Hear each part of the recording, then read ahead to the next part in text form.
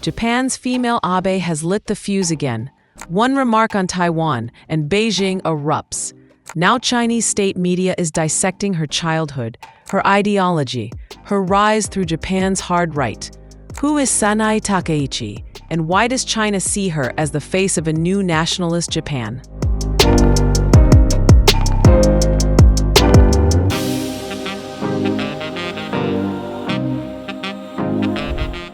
Japanese Prime Minister Sanae Takaichi has ignited a fresh political storm with her latest remarks on the Taiwan question, provoking intense backlash across Chinese social media.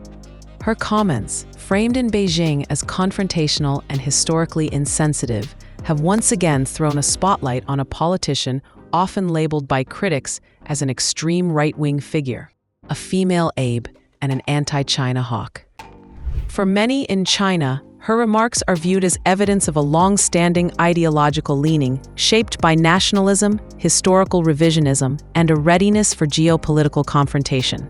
Chinese scholars argue that her latest statements reveal what they describe as an entrenched and erroneous historical outlook.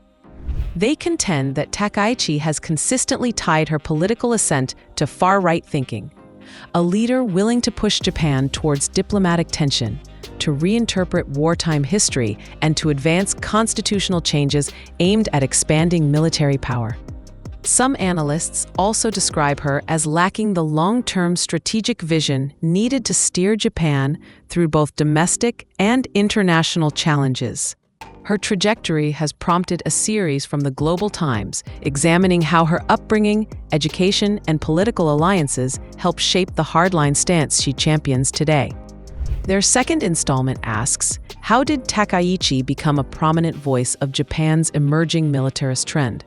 And how did her personal experiences plant the seeds for such deeply entrenched nationalist views?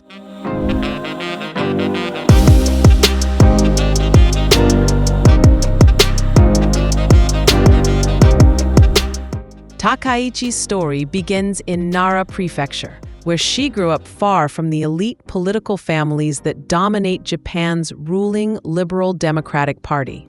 Unlike many of her contemporaries, she does not come from a powerful lineage. Her mother served in the local police, while her father worked in automotive manufacturing. Yet, accounts from her youth show a streak of rebellious ambition. A skilled drummer and pianist, she reportedly broke drumsticks practicing heavy metal, and her enthusiasm for motorcycles, cars, and scuba diving reflected a desire to push boundaries. Yin Yue, a researcher at Shanghai Jiao Tong University's Japan Research Center, told the Global Times that Takaichi's working-class background fostered a sense of defiance that later translated into a strong, uncompromising political persona. That personality took further shape at the Matsushita Institute of Government and Management, where she enrolled after graduating from Kobe University in 1984. The institute, founded in 1979 by Panasonic's Konosuke Matsushita, focused on cultivating politically ambitious leaders steeped in nationalism, economic efficiency, and traditional Japanese values.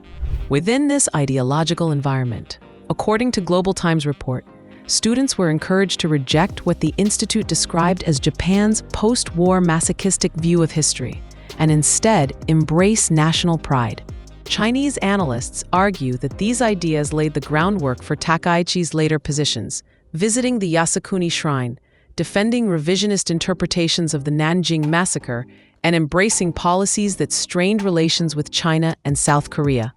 Her years at the institute also forged relationships with future political allies, including Hiroshi Yamada and Hitoshi Kikuwada, figures who later became part of her cross-factional support network.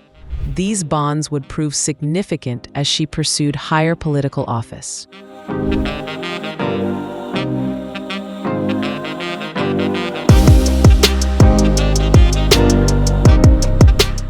Takaichi entered politics in earnest in 1993, securing a seat in the House of Representatives.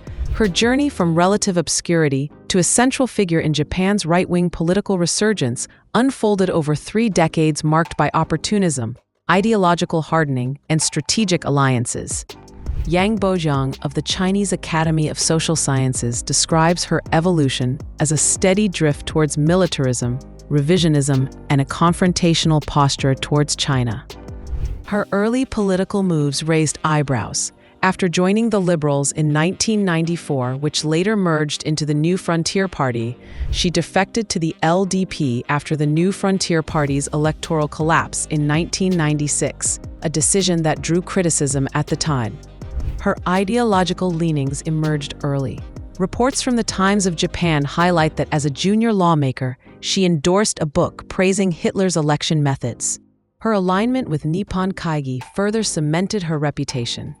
As vice chair of a parliamentary caucus linked to the group, she became associated with an organization that champions constitutional revision and rejects mainstream interpretations of wartime history.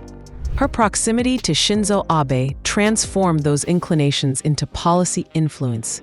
After joining his cabinet in 2006, she began making sharper remarks about China, echoing Abe's own nationalist stance, but sometimes taking it further.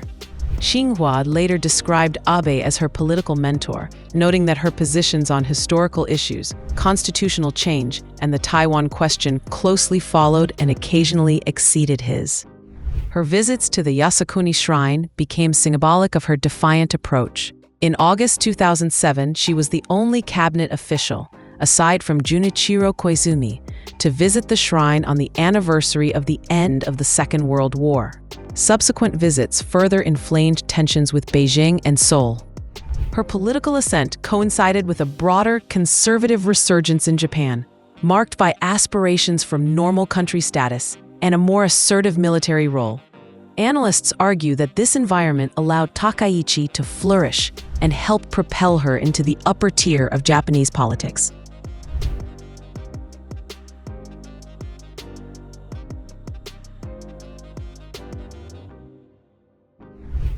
By the 2010s, Takaichi had become one of the most recognizable hardline figures in Japanese politics.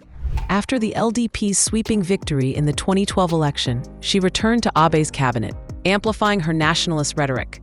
She urged Japan to reconsider past apologies and strengthen its military presence. She argued that China's growing military strength posed a direct threat to Japan. Controversies continued. In 2014, photographs emerged of her posing with Kazunari Yamada, leader of a neo-Nazi group, prompting domestic and international concern. Her 2021 LDP presidential run further sharpened her China-related rhetoric.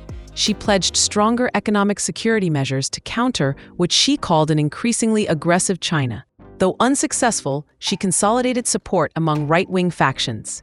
Ahead of another leadership bid in 2024, Takaichi visited Taiwan in April, meeting Lai Ching-te and calling for stronger Japan-Taiwan cooperation.